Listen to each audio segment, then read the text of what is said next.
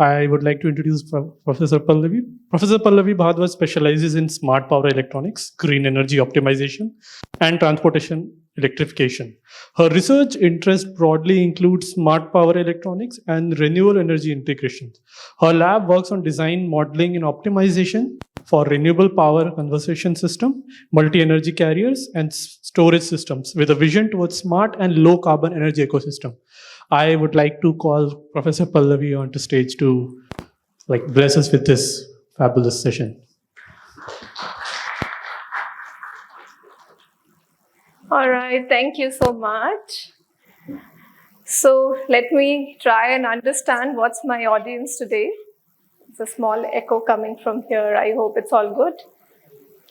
Yeah. So where are you all from? How many from IIT Gandhinagar? Okay, of course. How about others? Where are you all from? Let's make it more interactive, no? Till they fix the audio issue. Triple IT, which one? Vadodara, you are our neighbor only. Then who else? Where are you girls from? Pune? Patna? Yeah, you can just tell the states and cities you're traveling from. Mohali? From that nice weather you came here. Why? But here also it rained, huh? In your welcome. Huh? AP, wow. Who else? Bangalore. There also it's raining, no? You brought the rain with you. Okay, who else? Goa. Wow, you should have called us to Goa. Where else are you people visiting from? What's that? Bengal? Okay. Mumbai? Mumbai is here only, no? 3 hours by Vande Bharat, huh? Hyderabad? All right, from across the country. Anybody from Delhi? Okay, I am from Delhi. But very few people come from Delhi in academic events. Do you agree? I don't know what are we doing, okay? But anyway, so are we ready to start now? Perfect. So I am Pallavi, like I was introduced by one of our very nice students. This is my brief introduction. I did my bachelor's in Delhi College of Engineering. I graduated 13 years ago, and then I went on to ISC Bangalore for my master's. I fell in love with research and continued for my PhD for the next 5 years. Towards the end of my PhD, I became a Fulbright fellow, and I went to US for 6 months research exchange. During those 6 months, some of the MIT professors liked my work and they offered me a postdoc, and I continued there as a research scientist for 2 more years after PhD. And then I was invited in Denmark, in Europe, as a faculty. But it was not working out for my family. It was the COVID time and my parents were getting old, they needed me. So I decided to come back to India, and I chose IIT Gandhinagar because it had a very unique curriculum, as you would know in the coming few days. We are very different than other educational institutes in the country. You will not feel constrained in any manner if you want to work hard and smart. Okay, so I started Smart Power Electronics Lab. We call ourselves SPEL in the year 2022, late around Diwali, 3 years ago, 2.5, 3 years ago. And the year when I was coming back to India after 4 years abroad, there was a lot of buzz on electric vehicles, right? So that was the year when Ola was launched. Then so many other companies. Ather became a very successful two-wheeler company in India on electric vehicles. A lot was going on, but one more thing was going on. Do you know what? In the domain of electric vehicles, another thing was taking all the highlights in newspapers and news channels. Yeah, there were a lot of fires with electric vehicles. Can anybody tell why electric vehicles ran into fires? What went wrong? Due to overheat, very good. So see, when you make an electric vehicle, if you design it for US conditions or European conditions or Chinese conditions, it requires a very different setup, right? What does that mean? Because their ambient conditions are much cooler than India. In Ahmedabad, we reach 50 degrees Celsius in summer. Okay, you will If it doesn't rain, you will also experience it in the next few days. So because our ambient conditions are so hot, these systems directly fail in Indian conditions, right? So a lot of EVs were catching fire. Some of my professors that time when I was coming back to India, they were a part of a nationwide committee which was trying to understand why these EV fires are happening. And one of the reasons, like you rightly said, was overheating, because these systems were not designed for India. So when I came back, I thought, why don't we start research on something which India really needs? And we started the domain of smart power on electric vehicles and renewable energy integration. Okay. So if you look at reliable and safe electric vehicles, what does that mean? That means that your electric vehicle should be able to run on the road. It should be able to charge fast. As soon as you fill petrol in your cars, as soon as that time, you should be able to charge electric vehicle. But what does that mean? Dumping more energy in the battery in less time, right? So what are your backgrounds? Are you all from computing background? All of you computing background? Any other departments represented here? Arey wah, physics, what else? Mechanical, okay. So some diversity in the room, but at large computing, right? But let me give you the overview from a physical angle, then we can go into the computational aspect of this talk, okay? So electric vehicles, if you look at India, it is only to grow. Can you guess why? Even though there were fires, even though the initially imported technology was not successful, still it is going to grow in India. Can you tell me why?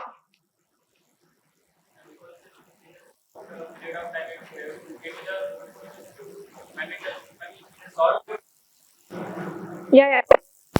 Ma'am, in a short period of time, it is cheap for buying the electrical vehicle as compared to petrol. How many of you agree that electric vehicles are cheaper than petrol vehicles? At short of period of time, ma'am. In large. Yeah, so at initial investment stage, it is not cheaper. Okay, it is very, very expensive. Even at the time of battery replacement, it is not cheaper. It is very, very expensive. But if you look at the entire life cycle of the vehicle and the cost of fuel every time you, refuel your petrol car, if you compare all the lifetime costs, then an electric vehicle is cheaper. Okay, so in longer time frame, it makes more economic sense. But in India, it is going to grow because not just of economic reasons, but because it is needed for our environment. Do you agree? What is the problem with the environment? Why do you need electric vehicles? How does it fix that problem? Why are carbon emissions bad for you? Global warming. What is the problem with global warming? Yeah, so when you get fever, how do you feel? Professor, the organizer today texted me that he can't come for the talk because he has fever, right? You become incapable of doing much if you have fever. Imagine Mother Earth has fever for the past 2 decades. Why? Because of our industrialization, the way we are using all the resources that have been given to us, right? And if this temperature increases beyond a certain limit, you and I cannot exist on this planet, correct? So we have to fix this issue. Another problem in India is that we do not have fossil fuel reserves like America, like Middle East. We import our coal, we import our petrol. So we are not energy independent. Right? One day we have a fight with a Middle Eastern country. They say, we will not sell you petrol. What you will do? You will use Belgadi. So it is a big problem for our energy security. But electricity we can generate. How do you generate electricity without fossil fuels? What options do you have? Yeah, renewable energy, right? Sun is amply available in India. If you look at the solar map of India, especially this area, Gujarat, it has so much solar irradiance throughout the year that you can definitely not depend on fossil fuels. Okay? So that is our idea, to become energy independent as a country. So electric vehicles are simply going to grow. Even the previous year's data is exponentially rising, right? So electric vehicles, there is no stopping them. So what do? You let the fires happen. continue to import technology from China, import technology from the West and let it catch fire and lose people? Is that what you want to do as engineers, as scientists, as researchers? So what do? We make our own technology which can work in India, right? So this was a humble attempt that we started a couple of years ago, where we said, can we understand how these electric vehicles work? What causes performance issues? What causes safety issues? Can we make this any better? How do you make it better? Okay, so first you have to understand it. So an electric vehicle, a very popular car, the Tesla, which is available in the US and also coming to India very soon, Tesla Model 3, it is a battery electric vehicle or BEV. What do we mean by BEV? The main source of energy is the battery. Okay, so you charge the battery either using the grid or using renewable energy. That is what source you have. Another very popular car is a hybrid electric vehicle, also called as plug-in hybrid electric vehicle, like Mitsubishi Outlander from Japan. It is also very popular. The idea is you can either run it on petrol or diesel, or you can run it on electricity, which is via battery. So it's a hybrid car. Okay? Both of them require some kind of batteries. Do you know what kind of batteries are used in electric vehicles? Lithium-ion batteries. Do you know why? Very good. They are highly energy dense, which means that if this is a block of lithium-ion battery compared to any other battery technology, it will pack more energy in less space. Okay, so more energy dense. You don't want your car to look like a truck, right? It has to be compact. So we use lithium-ion batteries. So these cells together form a pack, and that makes the chassis of your vehicle. So below the chassis, you have an entire battery pack on an electric vehicle. Can you imagine why they would place it at the bottom of the car and not throughout the car, or maybe have a tank like petrol? Very good. This is to make sure your car is stable, because this is the biggest component of your electric vehicle. So to maintain the center of gravity, you make sure that the batteries are at the base of the vehicle. Okay? All right. This talk we are going, because most of you are from computational background, this talk we are going to talk about how do we use AI to make this entire vehicle more safe, perform highly, yet be cost effective and reliable. So what do? We use the power of data and apply some AI algorithms to understand what is going on in the car, in the battery. If it is at a risk of fire, then what do? That is the idea. So this is called as model-based battery management system. Why is it called model-based? You can look at this and tell me why it would be called model-based.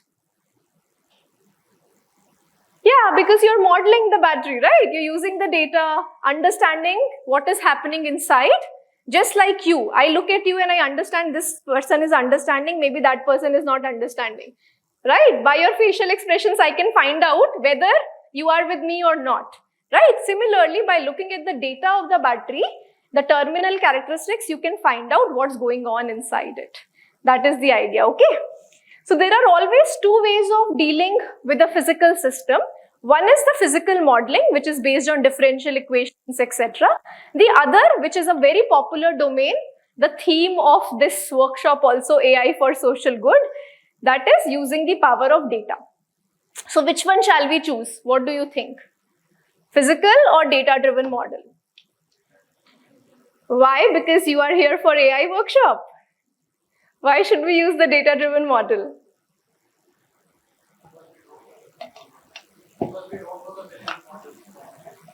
Very good. Because physical models can be extremely complex and you may not know all the physical parameters, right? The dimensions, the chemistry, everything you may not know. Do you know the data? Yeah, you can measure it, right? What is the problem of knowing the data? You can always measure it, okay? But we say that just using a hammer to kill a small bee is also not wise, right? Building a deep learning model which has million parameters, you are just wasting the computational power. And we know something about these systems, do we? I know after lunch, your mind does not work so much. So please drink water. You all have water bottles, I can see.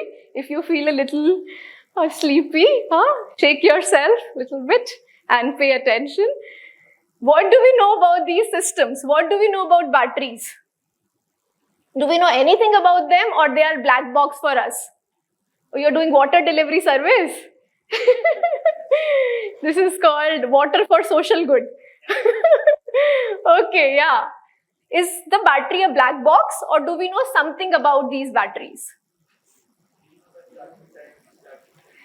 Exactly. So a battery is not really a black box for us. We understand its physical behavior. We understand when you charge a battery, it takes this much time to reach full voltage. When you discharge the battery, it drops in a slow manner and takes, let's say, another hour to discharge. You have some information about its physical behavior.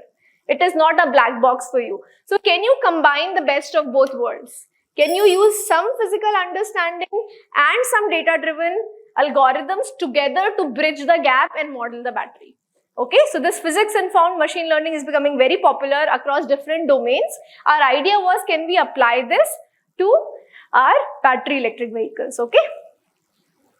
So what some of my students, so when I moved from Denmark to India, some of the students who were my PhD students continued to work with me, and now they have graduated. So Roberta was one such student from Italy in Europe. So what she did was she built these equivalent circuit models. See, we are electrical engineers. You are computer engineers. Some of you are from different branches. Electrical engineers love circuits. My 3 students are sitting at the back. You can ask them. We love circuits because we understand how the current and voltage behave with circuit, right? We understand if you make 5 ampere current flow through a 1 ohm resistor, you get 5 volt output, right? So for us, building a battery model in terms of equivalent circuit is very, very easy. So this is a big branch which is called ECM, modeling of batteries, equivalent circuit model, where you say what is the closest approximation for a battery in terms of physical circuit parameters like resistors, capacitors, etc. Okay, but interestingly, you might have noticed it. You all have smartphones or some kind of phones with you. Yes? When you bought this phone, how long did the battery last? They all have lithium ion batteries, by the way, right? So how long did the battery last when you bought the phone? Maybe 1 day, 2 days if you don't watch so many reels. Yeah. But now, after 1 year of using your phone, how long does the battery last? Yeah. My phone used to last 2 days. Now it lasts only 1 day, even though I don't watch reels. None of that nonsense, yeah. But still, just talking on phone, coordinating with students, coordinating with family, that itself takes 1 complete day off, right? So battery capacity, even though my usage has not changed, the battery capacity has changed, correct? So why has this battery capacity changed? Because using the battery has become old, its capacity is much lesser. Maybe let's say you guys are very young, okay? I don't know, you might be at the peak of your physical health, I don't know. For coders, I don't know, they're sitting all day and coding. But let's say when you're 18 years old, you could run 10 miles. But when you become 30 years old, you may run just 5 miles, right? Your capacity as a human being also reduces if you don't practice well. Similarly, for the battery, it becomes older, its capacity changes. So the modeling parameters will change, yes or no? Yes. So it is not a static model that we can rely on. It has to be a dynamic model. So what Roberta did was she made neural networks for every single resistance and capacitance in the model, and then she was able to predict how would the battery behave by the entire equivalent circuit model. Okay, as simple as that. Simple data-driven modeling to understand what goes on inside the battery. And what kind of machine learning will you use if you already have labeled data? Supervised machine learning. To this audience, I don't have to teach what is supervised learning, right? You have label data, you have voltage, you have the state of health, which is like the age of the battery, and the state of charge. Anybody, what is state of charge? How much is the charge inside the battery? As simple as that. Yeah, your phone shows you 10%, 30% left at the top corner. That is the state of charge. So if you have the voltage, because battery is like a approximate voltage source, you have the health, you have the charge, you have the label data. You just have to train a simple neural network with a 3-dimensional vector. What will you get? You get the model. And then if I tell, okay, at this much health, this much charge, how would your battery behave? Using the equivalent circuit model, you would be able to exactly tell what would be the output of the system. Done. At least the electrical modeling is done. So easy. How long does it take for you to train a neural network? Let's say 10 neurons. 5 minutes, huh? Not even 5 minutes. Our students are so smart. Okay, so that's what Roberta did. Another interesting thing that you can observe is that as the battery becomes older, its state of health goes from 1, which is 100%, to 0. But in vehicle applications, as long as the battery is within the 80% of its capacity, it will remain active. As soon as it hits 80% of its capacity, they will discard the battery. Okay, it is not allowed to run on the vehicle. You got it? If it is a battery which can run for 100 kilometers, after let's say 2 years of use, it can run for only 80 kilometers, they absolutely have to retire the battery. Okay, so battery has a very, very young retirement. So you have to be very precise in understanding its state of health. You cannot say 2%, 3% error, because that would mean that much money you lose in replacing the battery. So your algorithms have to be extremely precise in estimating the battery's state of health. Okay. So you can see some of the work if you are interested in electric vehicles. Most of this is published now. So given a battery digital twin, you can estimate how would the behavior of it be for any given current pattern. Typically when you drive on, let's say, a highway, how do you drive a vehicle? You go zoom like that, right? But if you drive in a city or in a village, a buffalo comes in front of you, or in a city so much traffic is there, you have to brake often. So the driving profiles can be very different. Once you have the digital twin, what can you do? You give me a driving profile, the load profile, I will tell you how would my battery age. And then I can tell you when is the right time to replace that battery. Right? So that brings in some reliability in your system. Just by mere supervised learning based modeling of the battery. So today if you graduate saying, I know supervised learning, I know 10 startups are ready to hire you. Okay? So just because you stay in a limited domain, your value becomes less. But if you can apply this knowledge in varying ideas, varying domains, you become a very valuable asset for the industry and academia both. Okay, so if you are thinking like this, horse-eyed view, you better open this and think in interdisciplinary sciences. It will be very valuable. Okay, so this was just the electrical modeling of the battery electric vehicle. Let us see if this can be used in other domains as well. For example, battery swapping. Anybody knows what is battery swapping? No? Nobody knows what is battery swapping? You people don't read news?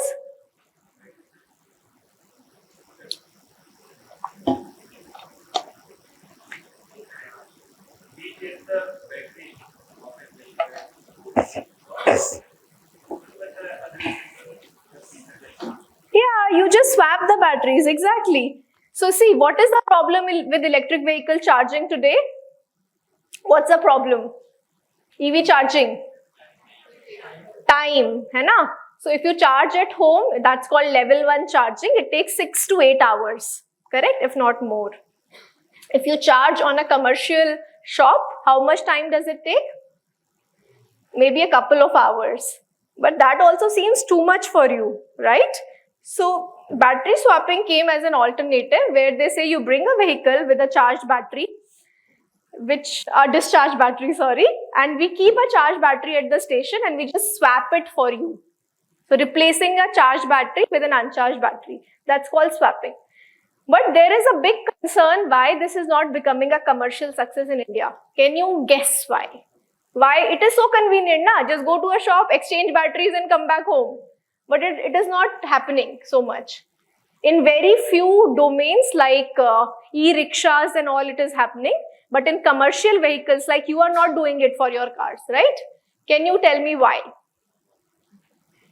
Because of their structure, timing and the battery of the vehicles from a car is in the bottom of the vehicle. So how can we replace the battery and money to replace it? Oh, so you're saying it is not easy to replace it. That is a concern, but minor concern. Something much more important. Yes. One by one.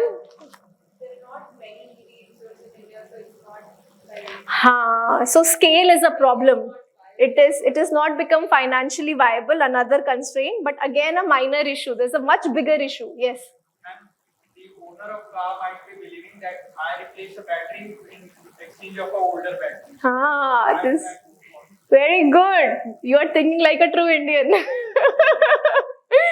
So,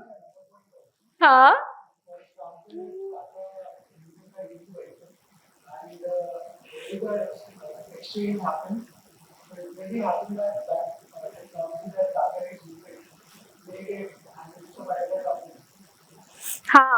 So this is the problem, right? The fidelity of the battery or the quality of the battery is questionable. One is one company's battery may not fit other company's vehicle. Hai na? The other thing is, I don't know, even if you give me exactly the same make, same rating battery, which can fit my vehicle, I don't know if you're selling me the right thing or not. Even to replace a cell of a watch, you watch it so closely so that they don't replace any, if it is an expensive watch, right? You make sure that the quality is maintained. So for a car whose 70 to 80% cost is the battery cost, you would be so willing to give the battery out for anything that you get in return. So there is a lot of hesitancy because of this quality issue. This assurance is not there in the mind of the customer. Okay, so it has become successful for commercial fleets. Wo three-wheelers you have seen, no? Three-wheelers or chota hathi they call it. Those small vehicles, because they are operated by the same manufacturer and the same operator, so they replace it for themselves because the seller is also them, buyer is also them. So quality is not a problem there. But for somebody like you and me going to a shop, let's say Ather charger, and saying replace a battery for me, I am not sure whether they will give me the right battery or not. So this problem statement was given to us by a very senior person in the field, and they said, can you crack this problem? So what did I do? I put one of the best researchers we have in the lab, who is an undergrad in this field. We have many good researchers in the lab, but in machine learning. So we put him to the task, and what did he do? He said, ma'am, I can map the internal resistance, the model that we made, you remember, in the last few slides. I can map the internal impedance of the battery to its state of health. And finding this internal impedance is very easy. I can give it, if you are an electrical engineer, you will understand, otherwise just ignore what I'm saying. You give it a pulsed current, you measure the voltage, you get the impedance. Voltage by current is impedance or the resistance. So just by a small test, you will find the resistance, which will tell you what is the health of the battery. Because as the battery ages, its state of health reduces and its resistance increases. Can you guess why? Capacity has to go down. That means internally losses are increasing. So what is the loss in a battery? It is the resistance. So resistance has increased. So just simple fundamental intuition that measuring the impedance can give you the health or the age of the battery. Simple algorithm again. You have one-to-one mapping. Resistance versus state of health. That's exactly what the student did. You can see resistance versus state of health, and you are able to tell. Simple neural network again. You will take 2 minutes to train this. No biggie for you. right? And directly with supervised machine learning, you can predict for a new battery what is the age. And then when you go to a swapping station, with 100% assurance, you can exchange the battery. You know how old or new battery they are giving you. Hai na? So simple solutions exist to big problems. And this is now going to be commercial very soon. I'm happy to share with you. So then we thought, when we can solve big commercial problems, why can't we, make some IP out of it? You know IP, right? Intellectual property. So we filed a patent on adaptive charging. So what is adaptive charging? It simply means how should you charge the battery so that it is long lasting. It is as simple as what kind of food we should give you so that you live longer. Right? If you eat a lot of fried food, junk food, you are compromising your health. If you eat very nice, healthy veggies, fruits, you are going to live longer, hopefully. If you exercise also, all that, right? Similarly for the batteries, how should you charge them so that they live longer? So again, the same student of mine, Parth, what he did was, he built a black box model. He said, existing models right now are black box, but we have physics informed models. So can we use that physics informed machine learning to charge the battery better? Okay. So like I said, present methods take the battery as a black box, which we did not because we are electrical engineers. We have some knowledge of how current and voltage of a battery vary. And then we said, can we overcome these shortcomings? For example, a black box model, can we make it interpretable? Something which is not flexible, can we make it flexible? Something which is slow, can we make it fast? These were our problems. So what did we do? So you have heard about reinforcement learning. Can somebody explain what is reinforcement learning? Yes, please. Slightly louder. There's a mic behind you. In case of reinforcement learning, instead of a model, we have an agent that's operating in an environment. And in order to make a decision, which is its policy, it has to, it bases it on the rewards or the penalties that it obtains from the environment. Yes. So you are learning from the environment and then taking the action, right? It's called reward-based learning. But the problem with typical reinforcement machine learning is that it can be extremely computationally intensive. Now in a vehicle, let's say a two-wheeler, which is like 1 lakh, you say, I want to put a compute of 20,000 on the vehicle. Nobody is going to buy your scooter, right? So we have to be extremely cost effective. Even if we wanted to use reinforcement learning, for example, if you want this pendulum to stay at that angle, and then you give reward, right? That's reinforcement learning, like she nicely explained. The problem is that we can't have so much compute in the vehicle. So what did we do? Instead of directly applying reinforcement learning, again, we use the power of physical understanding of the battery. For example, we know, like you nicely said, where is that boy? The water, you said overheating, right?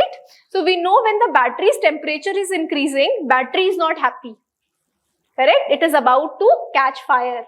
So we have this physical understanding. So by understanding the temperature of the battery, we can say, you should not charge it like that. Similarly, when we see the voltage is going haywire or the pressure is increasing, we can always tell the battery is happy or not. So you use that as a reward and then attune your charging method. Okay. So again, using the power of physical understanding plus the data that we are collecting in real time. Okay, and then taking the best results. You would be surprised, just this simple intuition-based method is 43% more accurate compared to reinforcement learning. And even though the compute that it requires compared to reinforcement learning is not even 1/10. Okay, so that's why I'm trying to tell you again and again that directly applying machine learning on every problem is not the way to go in today's age and time. Okay, also trying to leverage the power of the systems is very important. Then you can build much cheaper, much lighter, lesser expensive systems to solve the problem with more accuracy. Okay, because you're using the real power of the system along with the power of data. So more accurate, receptive to feedback. How is this receptive to feedback? Let's say today the user says, I want to charge my battery in 5 minutes. Tomorrow the user says, I don't care how much time it takes, but you charge my battery in such a manner it lasts for 10 years. So the user's inputs have changed. One user is fast, fast, fast. Other user is time, time, time. Third user can be money, money, money. Right? So every user can have their own objectives, their own aspirations, and you can attune your charging algorithms to match that. Right? So it becomes flexible. It is faster because it does not need so much computation. It uses simple intuition that hot battery, not good. Simple.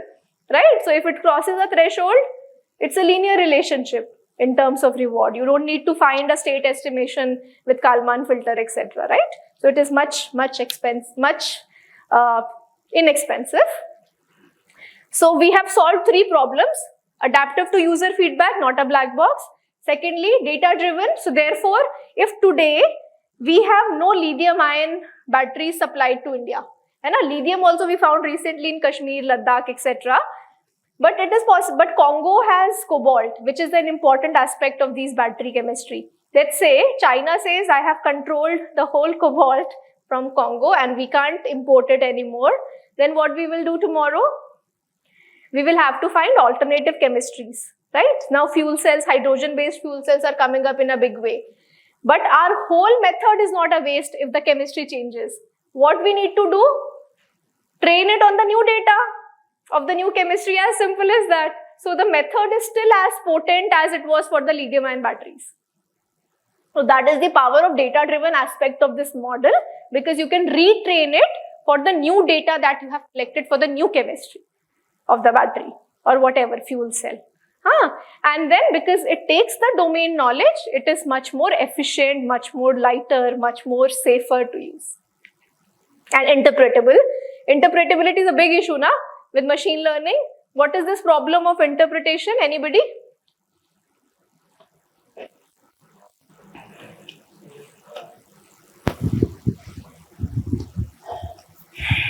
The model computes the outputs in a very complicated and complex manner so that we might not be able to interpret the results completely. Like we might get certain probabilities and stuff like that, which might not be easily interpretable for common people. For example, neural networks are less interpretable compared to decision trees, where simple attribute-based decision and splitting is involved. So there is a problem of interpretability. There's also a problem of overfitting, right? Anybody? What is overfitting in machine learning? Yeah? You want to say? You have not spoken before? Okay.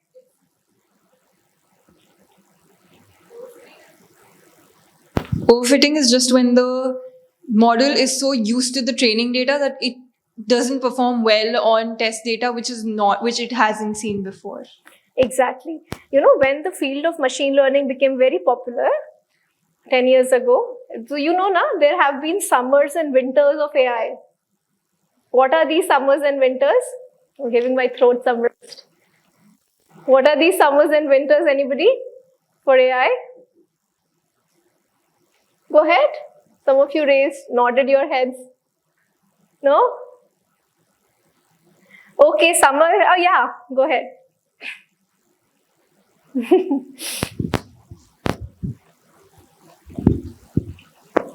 I'm not completely sure, but as far as I know, there was a phase where various techniques were innovated, and AI took a boost, machine learning.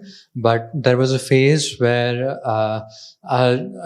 new developments like neural networks and perceptrons and all didn't came to halt because there was not better data. It could not be optimized. It was not comparable in performance with other techniques. But recently, around 2012 and all that, like ImageNet data sets and all new data sets, new computational powers and new algorithms came in play, which helped AI took a boost. Yeah. So what do you like more, summers or winters here? How many of you like summers more? Where are you people from? And you like summers more? It's okay, yeah. Other summer lovers, where are you from? Gujarat only? What's going on? My fundamentals are breaking.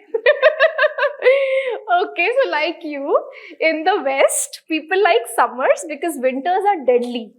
Okay, I am a person, I was born and brought up in Delhi, and I loved winters. Even though Delhi winters are, like people from Kerala, for example, hate Delhi winters, it's so cold. But I somehow enjoyed them a lot because Delhi summers were also brutal. Like, you know what is Loo? It is like hot wind blowing, it's terrible. Okay, so I hated summers and I loved winters. So when I went to Boston, everybody was scaring me. You're going to MIT, you are very happy, but it is so cold. It is bitter cold. You will hate it. I was like, I love winters. I'll manage. Okay, and I went, and it was literally, I can't tell you how bad it was. Okay, unbelievable cold. Minus 28 degrees Celsius. Minus 28 degrees Celsius. If you stand out without a glove, your hand will have a frostbite. Okay, it rains also, it snows also, right? And if you are wearing shoes which are not waterproof, you will have frostbite for your legs. So it's unbelievable. Your sinuses, they become like ice. Crazy weather, okay? And imagine where was my next job? Denmark. Even colder. Anyway, so that was one of the reasons I came back to India. But they hate winters. Westerners hate winters because they have to stay indoors. They can't go out. It is so cold. And it is like 4 or 5 months of depression because no sunlight also. Right? That's where they really value sun. Here we keep saying, "Arey yaar, aaj bhi sun aa gaya." But there they value it so much because they get depressed without sunlight. It's terrible. So they love summers because it's the time when they can go out, party, have fun. And they hate winters because they have to stay indoors without sunlight, anything. So whenever their AI would go high, like people would start using AI, it has been going on since 1980s. AI summer means everybody loves AI. AI winter means people completely ignore AI, no papers will come, no discussions will happen on AI. So this kept happening. 1980s, AI is good, AI is bad, AI is good, AI is bad. It kept happening till 2012, where AI summer started again with GPUs coming up, very good computation with transistors becoming very small, very efficient. So you have to thank electronics people so that computer science got a big revolution in terms of AI, and it is still continuing. It is the longest summer that we have seen for AI. So we don't know when the next winter will hit for AI, but till it lasts, you make a lot of money, okay? So, so AI summer is going on since past 13 years. But a big hesitation that conservative scientists have had for AI was that it is not interpretable. What does that mean? If you give it some images of cats and some images of dogs, it learns some features and says the next image is of a cat, next image is of a dog. But you ask it why? No idea. It can't explain the patterns that it has learned, right? So the problem is it is not interpretable. But if I ask you, can you differentiate a dog picture from a cat picture, and can you tell me why?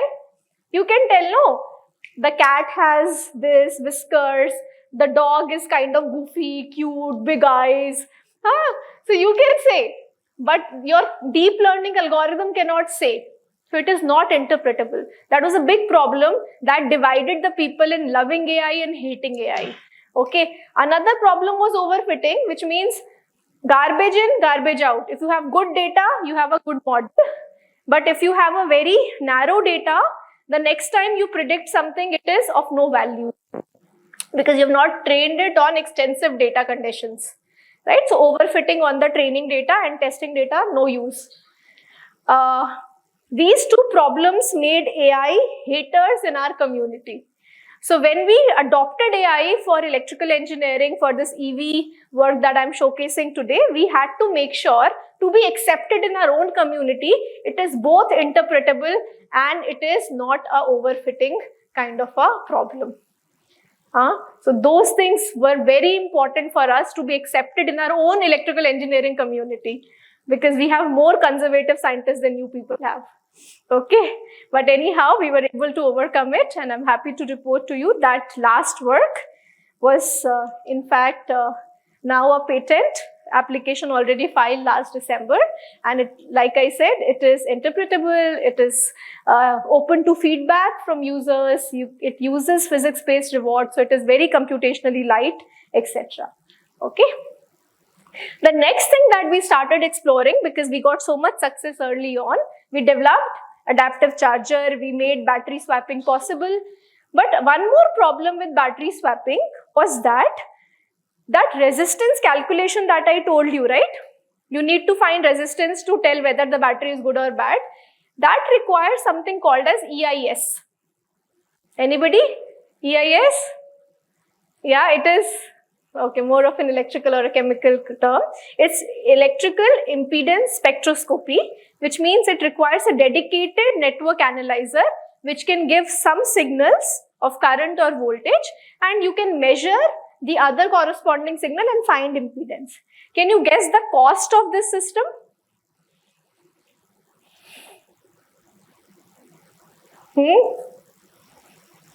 Let's say you have what is the typical cost of a two-wheeler EV?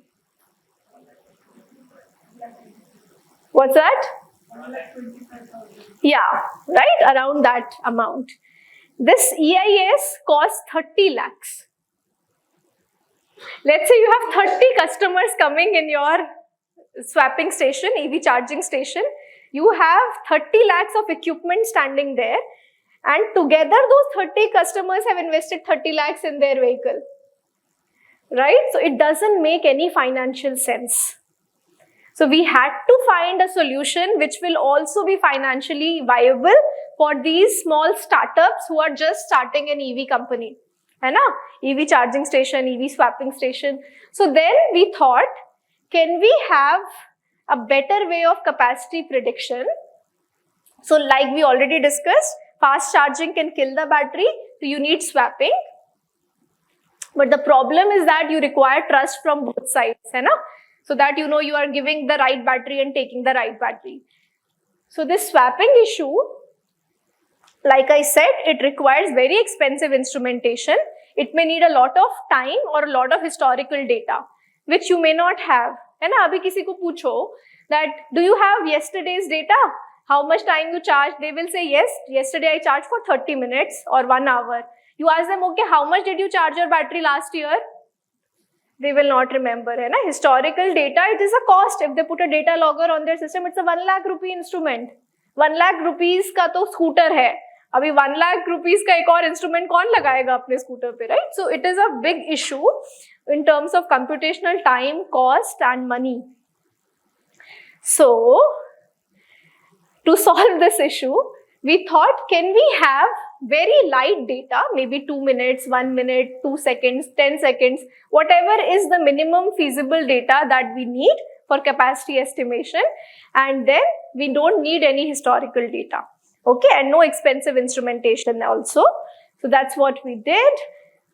To start with, we use some open data sets. Those of you who are interested in this field, you can also get access to, there's a very nice MIT Stanford data, there's a very nice NASA data, there's one very nice KIT data from Europe, which you can use as open source data sets.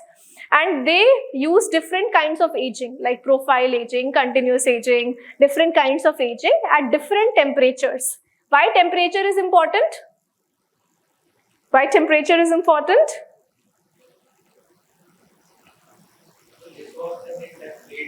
Exactly. So ambient temperatures are very important. If I teach this lecture where we took our picture today,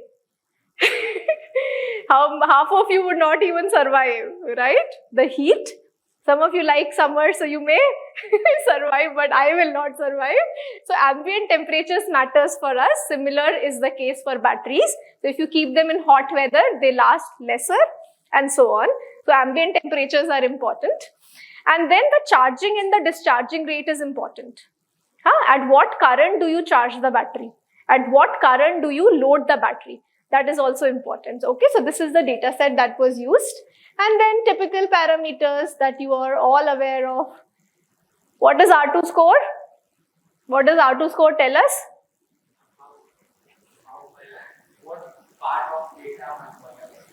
Right, so it is an accuracy parameter, and MAPE is mean absolute percentage error, again tells you how accurate is your output. So these two parameters were used, and then different ML algorithms were used. Gradient boosting regression, anybody has used it here? GBR? Okay, a few users, very good. Elastic net regression, anybody has used it? Okay, all right. Linear regression, I'm sure everybody has used it. That's our starting point when we start our journey in machine learning. And of course, there's Ridge, Lasso, different kinds of regressions. And you know, sometimes you really don't need a very deep learning kind of model. Simple regression can solve your problem. So try to make your models as light and as sustainable as possible, because remember, what is the motivation for all this work? To make the planet sustainable. So your models should also follow that philosophy. Okay. So now I know this is almost the last part, the home stretch of the talk, and you may start feeling little too much knowledge. So this part of my talk on safety of electric vehicles, it is in collaboration with our industry partners and our Center for Safety Engineering. It has a lot of videos so that you don't feel bored. Okay. So let's begin. In India, we have a very nice frame. It was not there in the beginning, okay? When all the fire incidents happened, we did a lot of homework as a country, and we made an entire framework of different compliances that these electric vehicle manufacturers in-house and also importing companies, they have to comply on so that it is safe, both from the battery perspective and the vehicle perspective. Also, they have to undergo certain tests, depends on the kind of vehicle. If it's a smaller vehicle, two-wheeler, three-wheeler, it has to go through vibration, mechanical, different kind of tests. If it is a bigger vehicle, four-wheeler, etc., with more people, it has to even take care of thermal propagation test, integrity test, because it's a bigger system, no? Bigger battery pack, etc. Okay, so now there is an ecosystem in place. You need not be so hesitant to buy from the safety perspective. But still fires happen, right? What are the causes? How do you get ill? You tell me. What makes you ill? When you get overworked, maybe you get burnt out, or you put yourself in not so suitable condition, too cold an environment, too hot an environment, you don't eat properly, right? So similarly for the battery, heating, too much cooling, or overcharging, over discharging. So electrically, thermally, mechanically, you can abuse the battery. What could be a mechanical abuse? Mechanical abuse for the battery, can you imagine? Yeah, some kind of an accident, right? When there is a crash, it's a mechanical abuse, the battery gets compressed.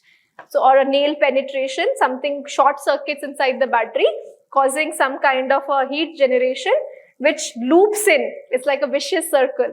It keeps feeding into the heat and ultimately leading to a fire incident in the battery. Very dangerous. So I am going to show a small video which shows these stages. So what happens is that one cell happens to have a defect or some kind of abuse that does not stay with itself. It spreads to all the cells nearby. Okay, so this is a big problem. Let me show you that video. Oops. All right, there's no sound in this video. So this is a thermal image of a cell which went through abuse. It caught fire, and then slowly you can see it is spreading to all the cells in the pack. It is not contained within a single cell. Okay, so the problem with these electric vehicle batteries is that it is not one cell, it is multiple of them, and they simply catch on to the fire.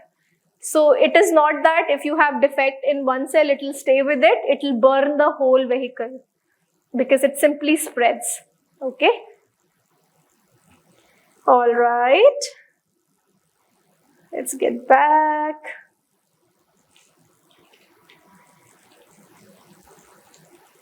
All right. The problem is that once you have abuse, you have a fire incident, there is no stopping it unless you have some protection in place.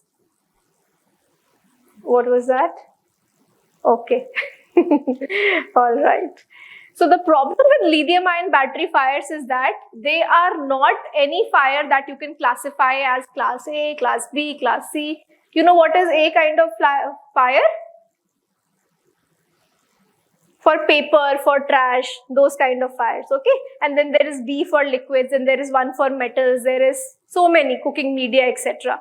But a lithium ion battery is a mixed class fire because it is metal also, it has electrolyte also, which is like a cooking material, it has combustible gases also, so it is very, very difficult to extinguish if you get a fire. Okay, so if you use water, you need humongous amounts of water to douse a lithium ion battery fire. Pure vehicle ko you have to put in the water. If you use some kind of chemical, that itself increases the fire for a lithium ion battery. So it's a big problem. If a fire happens, you can't extinguish it. Can you imagine? Because it is a small system which is extremely energy dense. So recently, some startups are claiming, for example, this Firetech HCT, India Private Limited, they have developed an encapsulant agent where they say they can confine the fire in a small area, and not let it spread to a large area. I will show you some of their videos that they have captured here at IIT Gandhinagar campus. So the problem, like I said, with lithium ion battery fires is that they are extremely unpredictable. You get also a lot of smoke, which is dangerous. So a firefighting person who is coming to extinguish the fire, what will happen to that person? He can get nauseated or poisoned because of the fluoride gases coming out. It's a very dangerous situation, okay? So I have another video to show you. This was in Denmark. So one electric vehicle bus which was parked there, it caught fire and it simply spread to the entire vehicle. So this is charging. So you can see here that this, but I don't know, the voice is not coming now.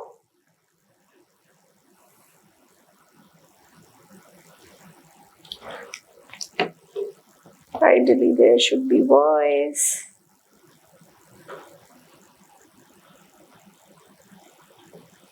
I can hear something, but I don't know if students can hear.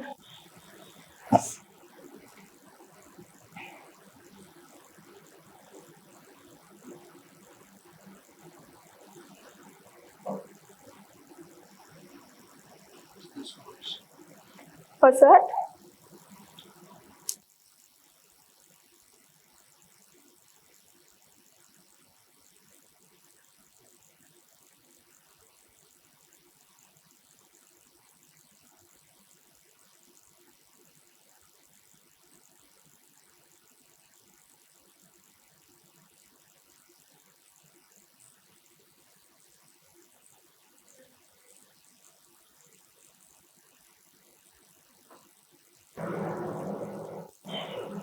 Alright, so I'll be the voice of this video for you. It is sounding here, but not to the audience, I guess. So what happened was, first smoke came, and then the smoke spread. And why is it coming from the bottom? Any idea? Batteries at the bottom, very good. So then that smoke caught fire, and then it simply engulfed the whole vehicle. In fact, the incident was reported to have spread to all these cars, it seems. Okay, but that small camera, the street camera that was there, that also caught fire, so we don't have the full footage. So we have it only till the point. Okay, let's get back. So the problem with lithium-ion battery fires is that they are simply unpredictable and they can lead to a lot of metal parts going away from the car. Okay, so it can hit people if they come to extinguish. The poisonous gases can impact lives. So it is a very dangerous situation. So the community has tried to work up methods of containing these fires. These are active strategies, passive strategies. Active is like you understand the temperature is increasing and you cool it immediately. Passive is something you report an incident. Okay, this happened. You better take these precautions next time. Something like that, okay? We did something very unique in our lab. So before I show you that video, these were the actual tests that happened in IIT Gandhinagar by our industry partner, this FireTech company. So what happened was they put a bicycle battery on fire, okay? Let me show you that. This is just a 1.5 kilowatt hour battery, which means it is suitable for a two-wheeler, that to a bike, not even not a bike but a bicycle. Okay, so what they did was they put it on fire and they showed the proof of concept of their encapsulant, 7% water and 3% that chemical. So they have put it on fire. You see, it is, again, there is no sound, so you can't hear. It bursts like firecrackers, like fut, fut, fut, fut, like that. You can literally feel projectiles going out. And this is just a bicycle battery, can you imagine? It is not even a two-wheeler EV. Okay, such a small fire, but can become really massive. So you can see that silver-clad person walking towards it and trying to extinguish it. So he has put the agent, but it reignites. That's the problem.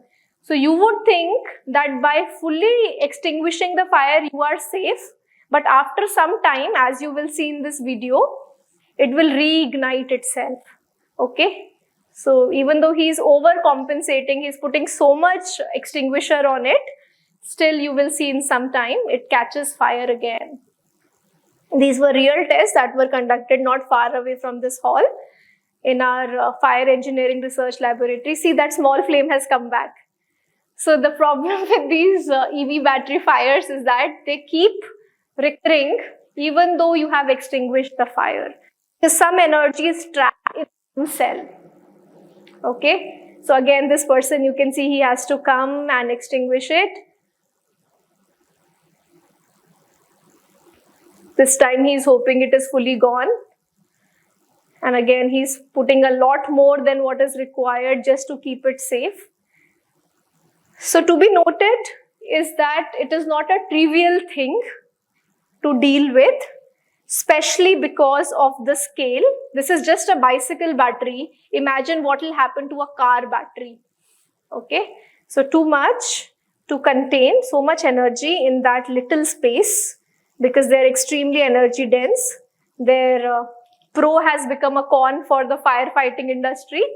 Okay, so you can see the temperature increased, but because of that fire fighting agent, it decreased quickly within a few seconds. You can see 1470 to 1520, so approximately 50 seconds.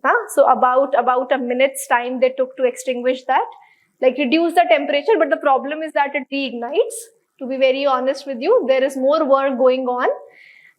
Another work that we are doing, like I said, physical understanding is more important, and then applying machine learning can make miracles happen.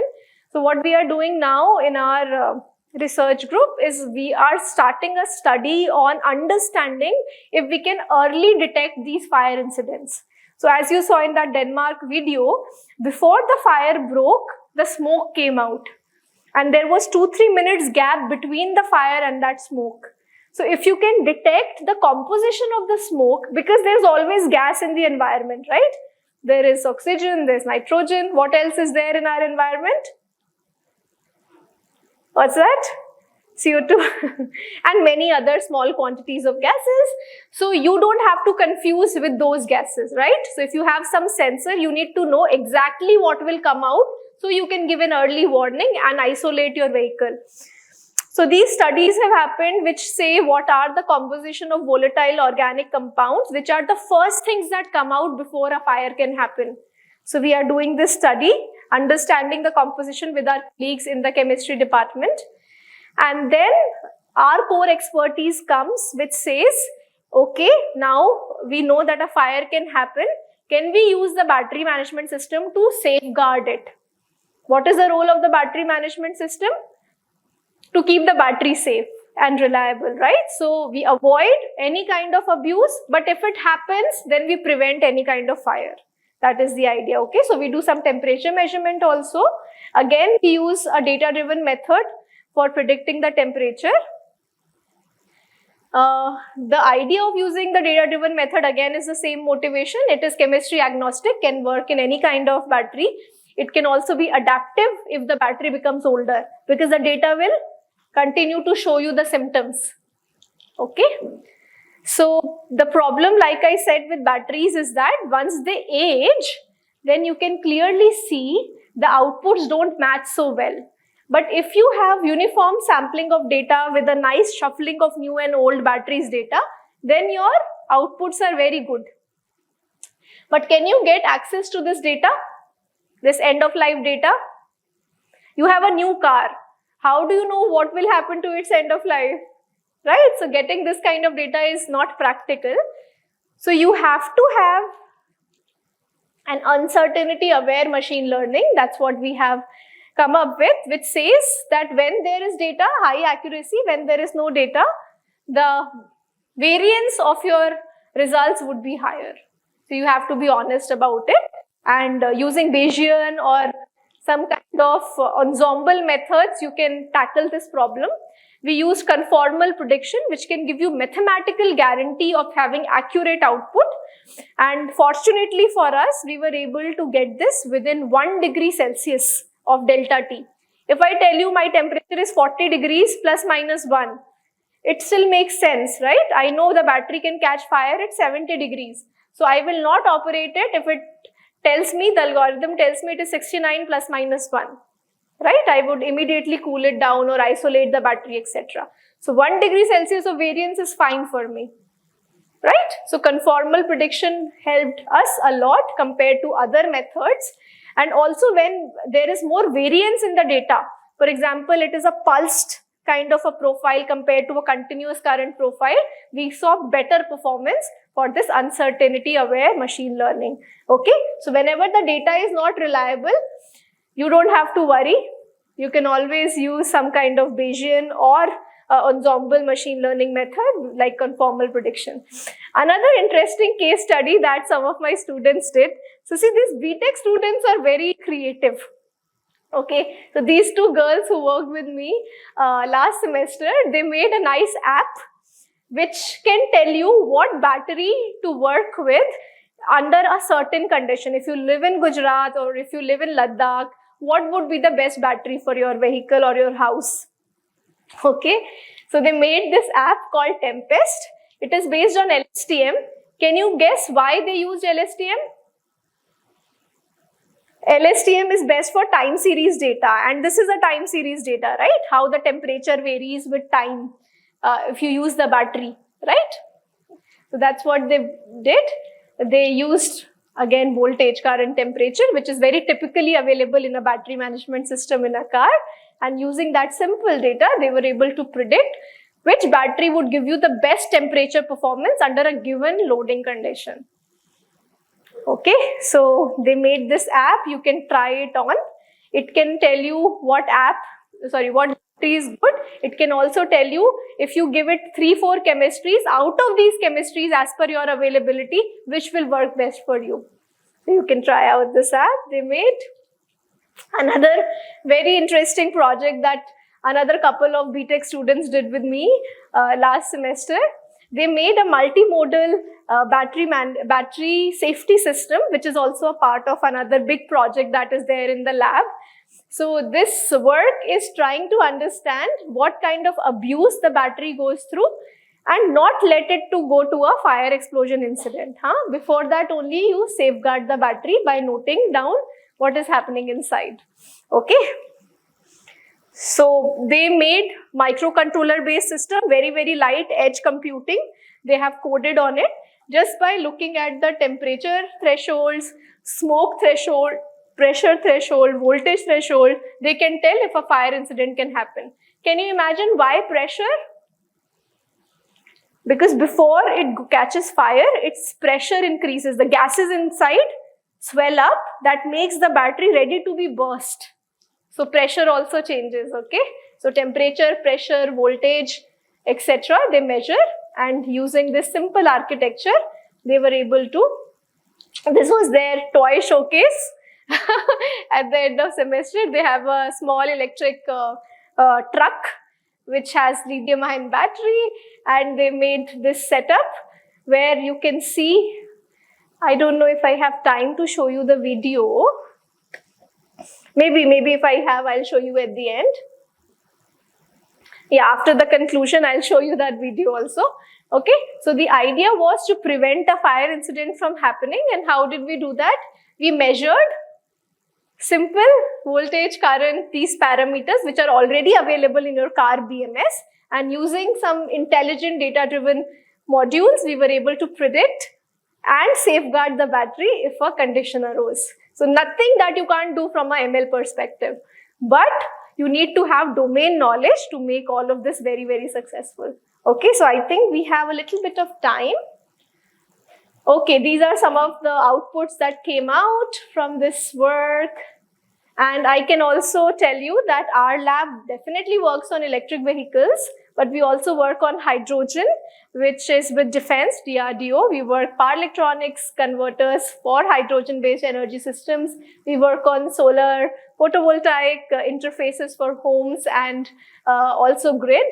We work on grid forming converters, which means that if there is a blackout using renewable energy and storage, how do you bring it back to life? Okay, we are power electronics people, and we do all of this in a very efficient way using the power of data, which we collect using some very cost-effective sensing, and use AI-based algorithms to make this automated fully. Okay, so that's about it. You can check out our lab website. You'll find our group and connect with us if you are interested to work with us. Okay, so since I have 5 minutes, if you have any questions, I know because we started 10 minutes late, we can't take questions right now, but you write to me. I will certainly respond, okay? But we got a nice picture, so no problem. So let me now show this video. I don't know without the audio if you can appreciate this, but maybe I can be the voice of the video.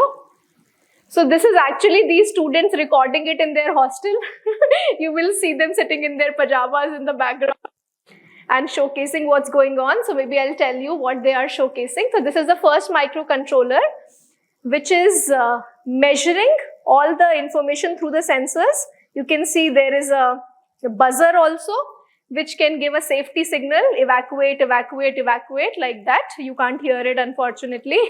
And then there is a pressure sensor, there's a voltage sensor across the battery, and there is a temperature sensor, like a thermocouple, which can tell what is the temperature.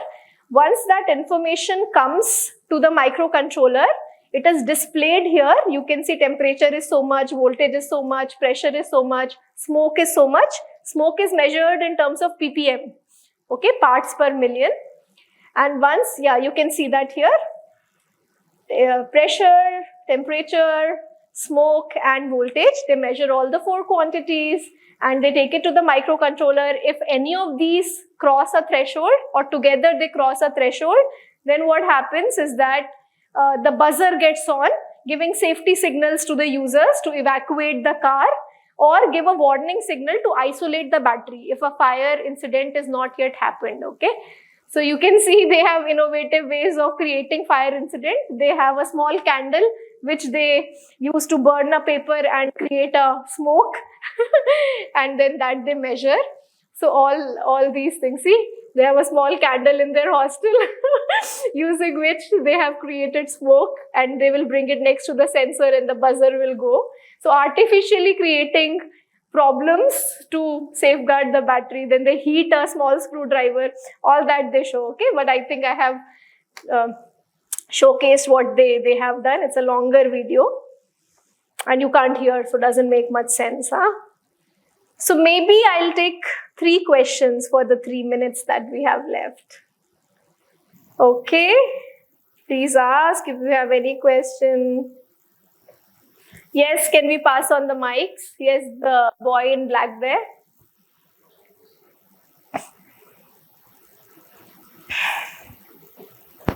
Hello, ma'am.